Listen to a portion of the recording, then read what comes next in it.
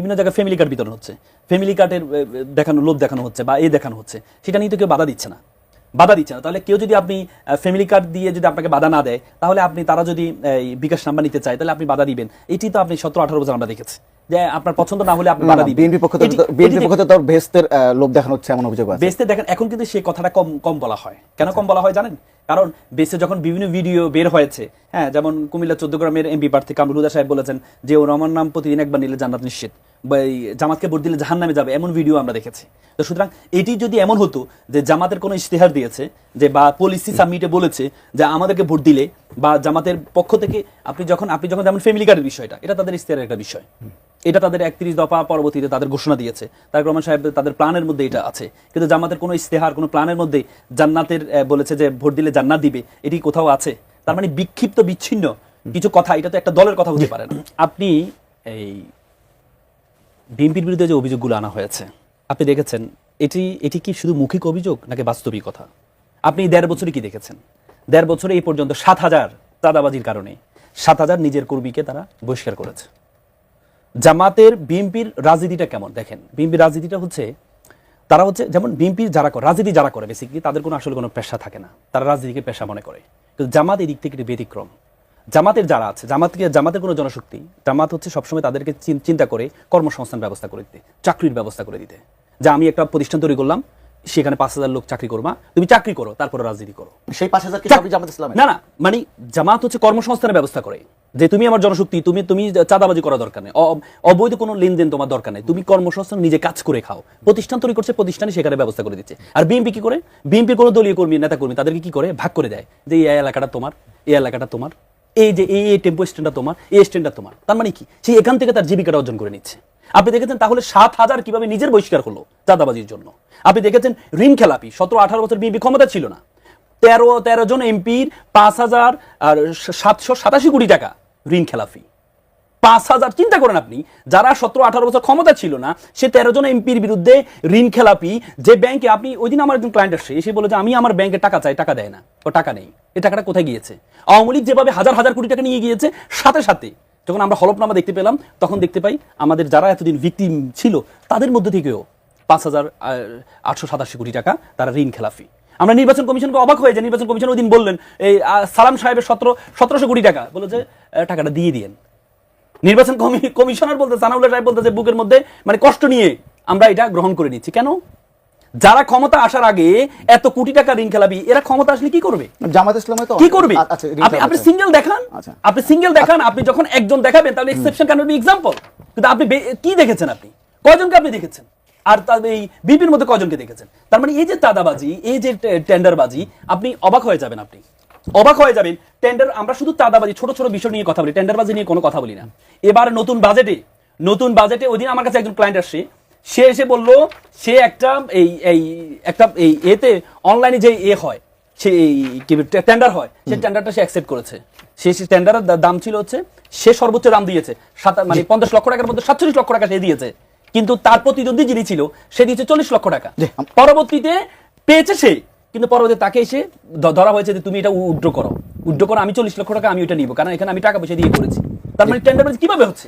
তার মানে এই জিনিসগুলো তো বলতে হবে। আচ্ছা, আমি একটা তথ্য বলি যে আজকে টিআইবি যে একটা জরিপ প্রকাশ, মানে একটা রিপোর্ট দিয়েছে, সেখানে তার বলেছে যে শীর্ষ দলগুলো ঋণ বা দায়গ্রস্ত প্রার্থীর হার, সেখানে বলছে বিএনপির 59.41% এবং জামায়াত ইসলামের বলছে 22.26%। জামায়াত ইসলাম আছে ঋণ খেলাপিতে একজন পেয়েছে। আচ্ছা, একজন পেয়েছে, যেটা ঢাকার।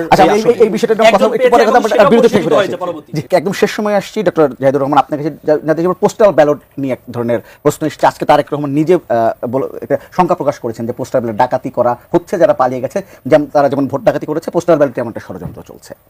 মানে আমাদের সামনে যে বিষয়গুলো এসছে এখন, প্রথম সমস্যাটা হচ্ছে আমরা মানে এই স্কেলে পোস্টাল ব্যালট কিন্তু আগেও আমাদের কাগজে কলমে ছিল, প্রবাসীদের জন্য ছিল না। আমাদের যে যারা নির্বাচনী দায়িত্ব পালন করেন তাদের অনেক এলাকায় যেতে পারেন না, তাদের জন্য এই অপশনটা ছিল।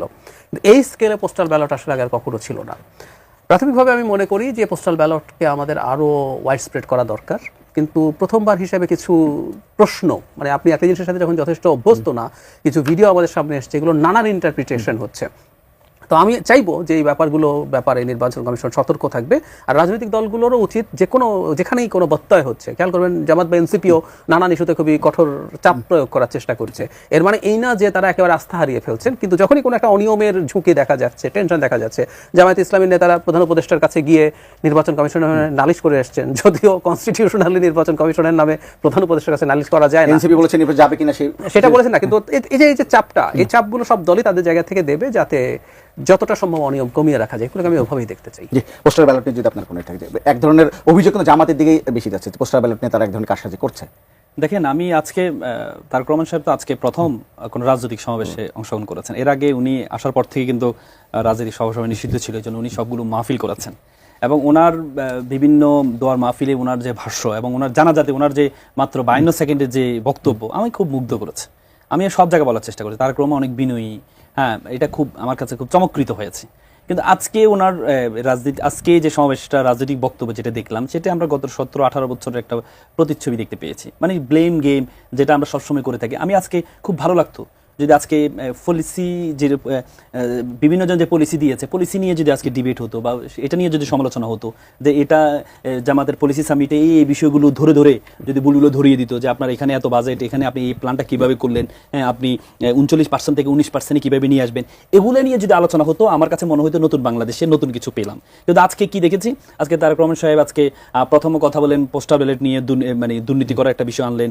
তারপরে ওনার দলের লোকজন যখন স্লোগান দিচ্ছেন তখন ধমক দিচ্ছেন, স্লোগান দিলে কিন্তু তুমি গুপ্ত, তার মানে নিজের দলের লোকদেরকে উনি অ্যাড্রেস করছেন যে তুমি গুপ্ত। তারপরে আবার 71 নিয়ে আসলেন উনি, হ্যাঁ, যদিও এতদিন পর্যন্ত 71কে আসলে যারা, আমি মনে করি 24 হচ্ছে 71 ধারাবাহিকতা, 71কে অস্বীকার করার সুযোগ নেই, কিন্তু এতদিন পর্যন্ত 71-এর কথা বলে বলে আমাদের ভবিষ্যৎকে ধ্বংস করা হয়েছে, আমাদের ভবিষ্যৎকে খেয়ে ফেলা হয়েছে, আমাদের ভবিষ্যতের অন্ধকার করা হয়েছে এতদিন পর্যন্ত, কিন্তু নতুন সেটা আমরা পেলাম। আমার 2012 সালে আমার তারেক রহমান সাহেব একটা বক্তব্য খুব ভালো লেগেছিল, তিনি বলেছেন যে আমাদের পূর্বপুরুষরা সবসময় 71 বলে বলে বলে বলে আমাদের এই পিছনের দিকে নিয়ে গিয়েছে, কিন্তু আমরা সামনের দিকে আগাতে চাই। দেখেন, সত্য কথা যদি আমি বলি, বাস্তবে কথা আমিও সব জায়গায় বলে বেড়াই যে আসলে মানে একটা আগে ইলেকশন শুনলে একটা আমেজ, একটা মানে উচ্ছ্বাস আমার কাছে কেন যেন মনে হচ্ছে মানে একটু কম মনে হচ্ছে। যদিও এটা তার কারণ ছিল এতদিন পর্যন্ত হচ্ছে যেহেতু নির্বাচনী প্রচার শুরু হয় নাই, এখন থেকে আজকে থেকে প্রচার শুরু হয়েছে, আজকে থেকে আমার মনে হয় সেই উদ্যমটা শুরু হয়েছে, এবং সব জায়গায় এই মাইকের সাউন্ড, আমি চেম্বার করছিলাম, চেম্বারে মাইকের সাউন্ড শুনতে পাচ্ছি, সেই কি বলে দাড়িপাল্লা, ধানের শীষ, এই যে গানগুলো, শাপলাকলি গানগুলো শুনতে পাচ্ছি, এই আমেজটা শুরু হয়েছে। এতদিন একটু ছিল, কারণ আর তার চেয়ে বড় কথা হচ্ছে আর কয়েকদিন বাকি, হ্যাঁ, কিন্তু এখনো পর্যন্ত হচ্ছে যে একটা আগে থেকে সবচেয়ে বড় কথা হচ্ছে আগে তো হামলা হতো, মারামারি হতো, হ্যাঁ, এই জিনিসগুলো একটু কমে আসছে, এটা একটা ভালো দিক, কারণ একে অপরকে সম্মান দিচ্ছে।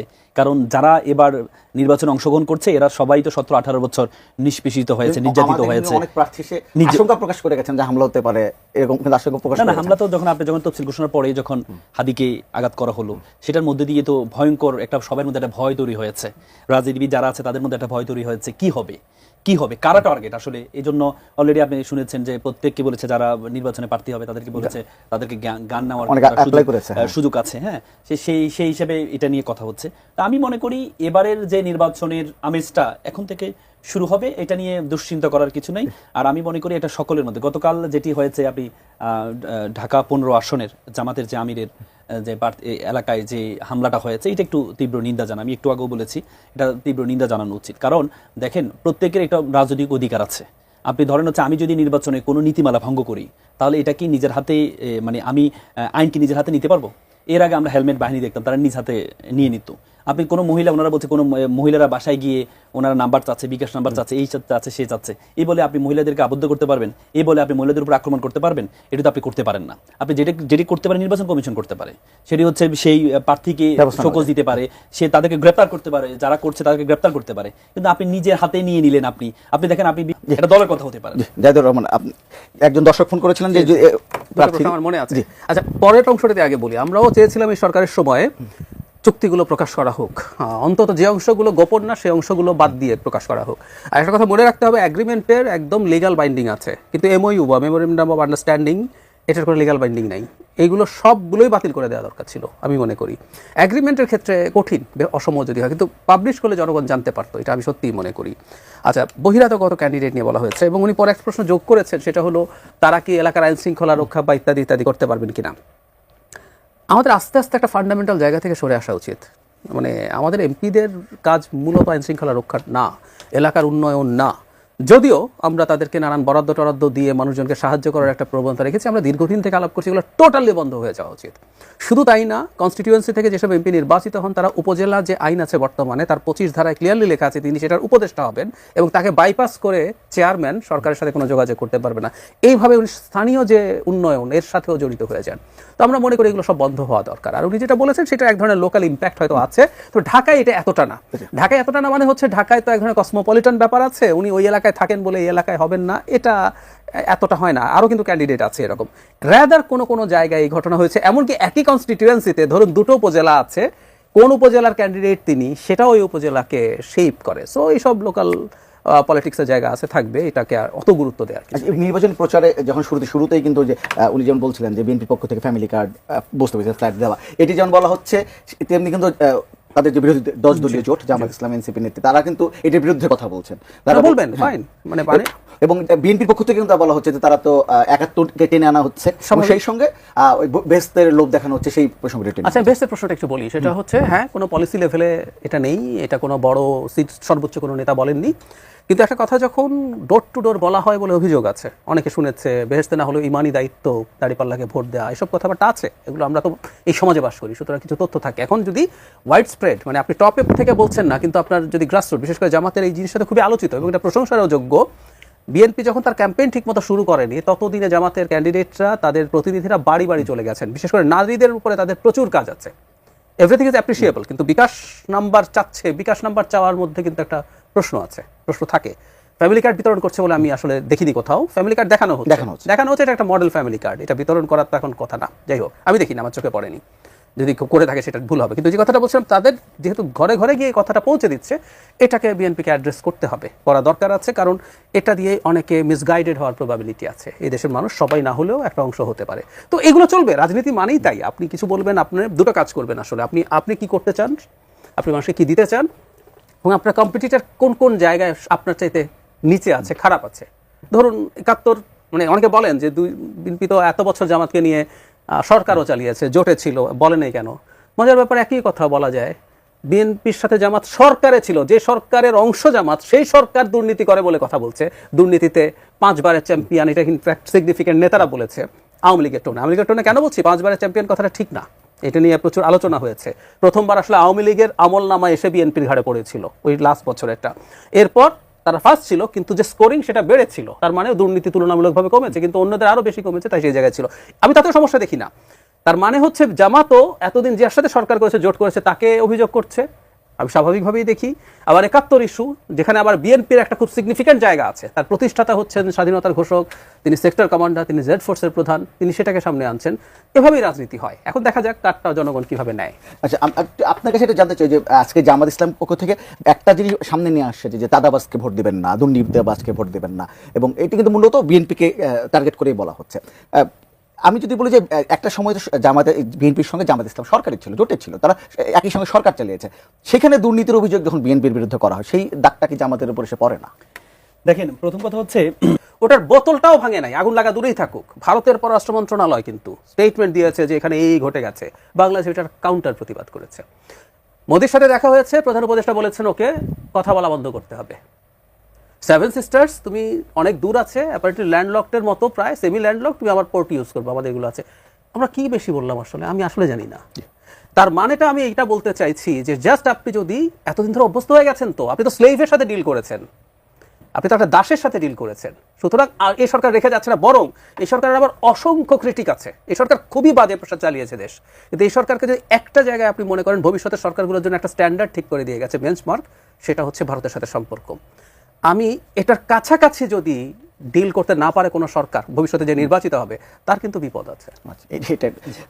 যে আমি আসলে দর্শকের যেটি বলেছেন, আসলে আমি একটু অবাক হই। দেখেন, ভারত, আমি যাইদের সাথে একমত যে আমাদেরকে কখনো দেশ মনে করতো না। আমার মনে আছে 2012 সালে, তখন আমি ঢাকা বিশ্ববিদ্যালয়ের ছাত্র, আমি একটা চণ্ডীগড়ে, ভারতের চণ্ডীগড়, পাঞ্জাবের রাজধানী চণ্ডীগড়ে একটা ওয়ার্ল্ড পিস কনফারেন্সে গিয়েছিলাম। প্রত্যেকটা দেশের প্রতিনিধি ছিল, প্রত্যেকটা দেশের পতাকা ছিল। আমাকেও ইনভাইট, আমি গিয়েছি, কিন্তু বাংলাদেশের পতাকা ছিল না। আমি সেদিন সবার সামনে প্রতিবাদ করেছিলাম। আমি সবার সামনে প্রত্যেককে ভালো ভালো 5 স্টার হোটেলে রেখেছি, আর আমাদের যারা আশেপাশে যারা তাদের জন্য 3 স্টার হোটেলে তারা রেখেছে, আমি সেটা প্রতিবাদ করে সেদিন প্রতিবাদ করেছিলাম। মানে তারা আমাদেরকে দেশই মনে করে না, কারণ তারা এতদিন 54 বছর তারা তাদেরকে অঙ্গরাজ্য ধরেছে। এখন আপনি বলতে পারেন তারা দখল করে না কেন? দেখেন, আধুনিক সাম্রাজ্যবাদে একটা নীতি আছে, আধুনিক সাম্রাজ্যবাদে কখনো দখল করে নেয় না। আধুনিক সাম্রাজ্যবাদকে আমি যদি শব্দটা খারাপ দেখা যায়, এটি হচ্ছে প্রস্টিটিউট নীতির মতো। আপনি কাউকে বিয়ে করলেন, টাকা দিয়ে বিয়ে করলেন, মোহরানা টাকা দিয়ে বিয়ে করলেন, আপনি তাকে ব্যবহার করলেন। আবার হচ্ছে আপনি কাউকে টাকা দিয়ে বিয়ে করলেন, আপনি তাকে টাকা দিয়ে ব্যবহার করলেন, তখন হচ্ছে আপনি তার লাইবিলিটি নেন না। বিয়ে করলে তার লাইবিলিটি নিতে হয়, আপনি তার সব কিছু গ্রহণ করে নেবেন কিন্তু তার লাইবিলিটি দিবেন না। ভারত এতদিন আমাদের সব কিছু নিত কিন্তু আমাদের লাইবিলিটি নিত না। আমাদের 20 লক্ষ, আমাদের প্রায় 60 লক্ষ বেকার আছে, বেকারের লাইবিলিটি নিত না। এই জন্য তারা একতরফা আমাদেরকে ব্যবহার করেছে। যখন দেখতে পাচ্ছে তারা আমাদেরকে একতরফা ব্যবহার করতে পারছে না, আপনি দেখেন 54 বছর আমাদের রাডার সিস্টেম, পৃথিবীর প্রত্যেকটা দেশ আমাদের আকাশ সীমায় ব্যবহার করতে, রেজিস্ট্রেশন করতে দিল্লিতে, এবং প্রত্যেকটা বিমানে $500 করে টাকা দিতে হতো। সে $500 এতদিন পর্যন্ত ইন্ডিয়া পেয়েছে। আমাদের রাডার সিস্টেম থাকার পরেও আমরা সেটি আমাদের এখানে রেজিস্ট্রেশন হতো না। এই নতুন বাংলাদেশ আসার পরে এখন রাডার সিস্টেম, প্রত্যেকটি বিমান আমাদের দেশে রেজিস্ট্রেশন হয়। তার মানে কি? তার মানে কি এতদিন পর্যন্ত তারা আমাদেরকে ব্যবহার করেছে। যেই দর্শক ভাই প্রশ্ন করলো, দেখেন তাদের রিসিপ্রোকালনেস, আপনি পাশাপাশি দেশে থাকলে একে অপর উপর নির্ভরশীল হবেন, কিন্তু বলা হয় যে necessity the mother of invention, প্রয়োজনে মানুষকে আবিষ্কার করতে বাধ্য হয়। আপনি যখন ঠেকবেন, বলে যে মানুষ ঠেকে শিখে, ঠেকে আমরা শিখিয়েছি কিভাবে স্বকীয় অবস্থা থাকতে হয়। অলরেডি কলকাতার মানুষজন কান্নাকাটি শুরু করেছে, তাদের ব্যবসা বন্ধ হয়ে গেছে, তাদের ট্যুরিজম সেক্টর বন্ধ হয়ে গেছে, অলরেডি তারা প্রতিবাদ করা শুরু করেছে। আমরা আল্লাহর রহমতে আমাদের প্রত্যেকটা জিনিস আমরা সুন্দরভাবে চলছে, প্রত্যেকটা জিনিস সুন্দরভাবে চলছে। সুতরাং এই গাছ নিয়ে যদি আমরা টিকে থাকতে পারি, যদি আমরা আমাদের অবস্থায় পায়ের উপর দাঁড়িয়ে থাকতে পারি, তাহলে ইনশাআল্লাহ যদি বলছেন সন্দেহ আছে অবশ্য আমরা এখনো পর্যন্ত আজকে 1.5 বছর তো কোনো সমস্যা হয়নি। 1.5 বছর যদি বলছেন সন্দেহ আছে, মানে এটা আমরা তো আসলে পরিবর্তনে তো অনেক কিছু দেখি আমাদের দেশে। আমাদের দেশে তো হচ্ছে গভর্নমেন্ট পরিবর্তন অনেক কিছু আমরা দেখি, কিন্তু আমরা বিশ্বাস করি যারাই আপকামিং, যারাই ক্ষমতা আসবে ইনশাআল্লাহ, এই যে এখন বর্তমান সরকার যেটি দেখিয়েছে, এটি যদি তারা দেখাইতে পারে তাহলে জনগণ অন্তরে থাকবে। আচ্ছা, একজন দর্শক আছে, মানে ফোনটা নিয়ে একটু আসছে। হ্যালো, আসসালামু আলাইকুম। ওয়ালাইকুম সালাম, আপনার নামটি বলে প্রশ্নটি করেন। আমি আব্দুল হক মন্ডল রাজবাড়ি থেকে বলছিলাম। জি বলেন। আমার প্রশ্ন হচ্ছে যে দুজন আলোচক বলছেন ভারতের সাথে চুক্তি ভারতের সাথে যে চুক্তি যদি বাতিল করে দেওয়া হয় তাহলে কি বাংলাদেশ একা চলতে পারবে? আচ্ছা, আমি একটা কথা আরেকটু স্পষ্ট করি, সেটা হচ্ছে একটা প্রতিবেশী সম্পর্কে বলে না যে আপনি বন্ধু পাল্টাতে পারেন, প্রতিবেশী পাল্টাতে পারেন না। মানে সময় হলো আমরা তো ছোট দেশ, সারা জীবনের কথাটা আমাদেরকে শুনিয়েছে। এই কথাটা কি ভারতের জন্য প্রযোজ্য না? ভারত কি তার প্রতিবেশী পাল্টাতে পারবে? পারবে না। আমি আসলে শক্ত থাকার কথা বলছি, ভারতের সাথে আবার যুদ্ধং দেখে কিছু করতে হবে আমি সেটাও পছন্দ করি না। ধরুন আমাদের কেউ কেউ বলেন শেখ হাসিনা বা আমাদের লোকজনকে যদি ওখানে আশ্রয় দাও তাহলে আমরা তোমার 7 সিস্টার্সের যারা বিচ্ছিন্নতাবাদী তাদেরকে আশ্রয় দিয়ে 7 সিস্টার্স নাই করে দেবো, বিচ্ছিন্ন করে দেবো, এগুলো টু মাচ। আমরা ওই যে বললাম একটা স্লেভের মতো থাকা একজন মানুষের জায়গায়, যে অঙ্গরাজ্য বলছেন ভাই, অঙ্গরাজ্য তো রাইট থাকে, উনি পরে অন্য ক্ষেত্রে বলছেন অঙ্গরাজ্য তো রাইট থাকে, এটা অঙ্গরাজ্য, এটা কলোনি, এটা উপনিবেশ ছিল। আমরা চাই ভারতকে কিন্তু তার এই জায়গাটা রিকনসিডার করতে হবে। আমরা শক্ত থাকলে এটা হবে। আমরা ভারতের সাথে অবশ্যই সহযোগিতার সম্পর্ক চাই, অবশ্যই চাই, কিন্তু ওই যে দুটো টার্ম আছে বায়োলজিতে, সিম্বায়োসিস, দুজন পরস্পর একসাথে থাকে, দুজনই উপকৃত হয়। একটা হচ্ছে প্যারাসাইটিজম, আপনার মাথায় উকুন আছে, উকুন আপনার লাভ করে না কিন্তু আপনার থেকে সমস্যা, আপনার সবকিছু শুষে নিতে পারে, কৃমি আপনার লাভ করে না, এটা হলো প্যারাসাইটিজম। আরেকটা হচ্ছে কিছু গাটে কিছু ব্যাকটেরিয়া থাকে, ও আপনার কিছু উপকার করে, আপনি কিছু ভিটামিন ইয়ে করতে সাহায্য করে, আবার সে বেঁচেও আছে আপনাকে খেয়ে। সো সিম্বায়োটিক রিলেশন চাই আমরা এমনভাবে কাজ করতে চাই, পরস্পরের সাথে সহযোগিতা করব সব রকম। ভারত, আমি রিপিট করছি, ভারতের যে সিকিউরিটি কনসার্ন আছে সেটা বাংলাদেশকে দেখতে হবে, কিন্তু এটা একতরফা না, এটা 2 তরফা হতে হবে, এবং ভারতকেও বাংলাদেশের সিকিউরিটি কনসার্ন দেখতে হবে। বাংলাদেশের ব্যবসা, আমি বলি ধরেন ট্রেড ডেফিসিট বাংলাদেশের $12 বিলিয়ন মতো, মানে আমরা 1.5 বিলিয়ন, আমরা $1 বিলিয়ন ক্রস করার পর ওদের হাই মাতম উঠেছে, অথচ ওদের $12-13 বিলিয়ন আমরা ইম্পোর্ট করি। যখন $1 বিলিয়ন ক্রস করছে, ও আমাকে নন ট্রেড ব্যারিয়ার দিয়ে আমার এক্সপোর্ট থামিয়ে দিচ্ছে, পাটের উপরে দীর্ঘদিন ছিল, এইসব তারা সমানে নানান রকম